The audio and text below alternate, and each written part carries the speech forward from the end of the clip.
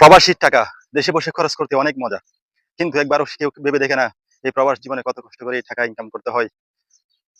আমরা যারা প্রবাসী আছি তারাই জানি প্রতিটা মুহূর্তে প্রতিটা কোণে কতটা কষ্ট কতটা যন্ত্রণা নিয়ে আমরা এই প্রবাস জীবন অতিবাহিত করতেছি। তো যারা দেশে আছেন সবাই মনে করেন দেশে বিদেশ গেলেই টাকার খনি।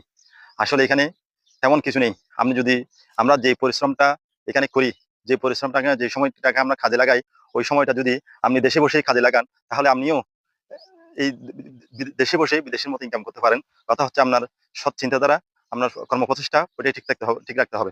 তাহলে আপনি পরিবারের থেকেই আপনি বিদেশের মধ্যে যারা আমরা প্রবাসী আছি, প্রবাসীদের ভাইদের মতো আপনি ইনকাম করতে পারবেন। এখানে প্রবাসী তেমন আহামরি এখন বর্তমানে কিছু নেই। একসময় মানুষ ছিল তখন এই ধরনের এখানের আরব স্থানের লোকজন একটু মানে কম বসতো, যার কারণে মানুষ অল্প পরিশ্রম করে অনেক টাকা ইনকাম করতো। কিন্তু এখন অনেক পরিশ্রম করার পরেও ওই যে পরিমাণ পরিশ্রম করে ওই পরিমাণ টাকা এখন বর্তমানে মিলে না।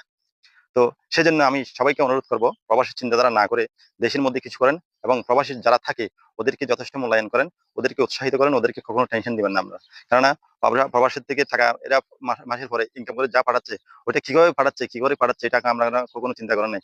কেননা যারা এখানে আমি দেখেছি, নিজের চোখে দেখেছি, যারা দেশের মধ্যে প্রবাসী থেকে দেশের মধ্যে টাকা পাঠাচ্ছে, ওইখানে এই নিজের জন্য খুব অল্পই খরচ করে, ঠিকমতো বাজারই করে না, ঠিকমতো খাবারই খায় না।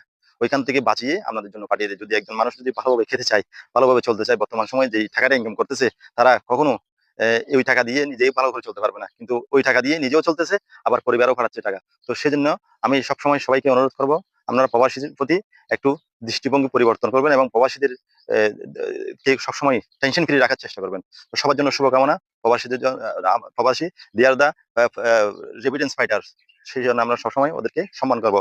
রেসপেক্ট সকল প্রবাসী ভাই।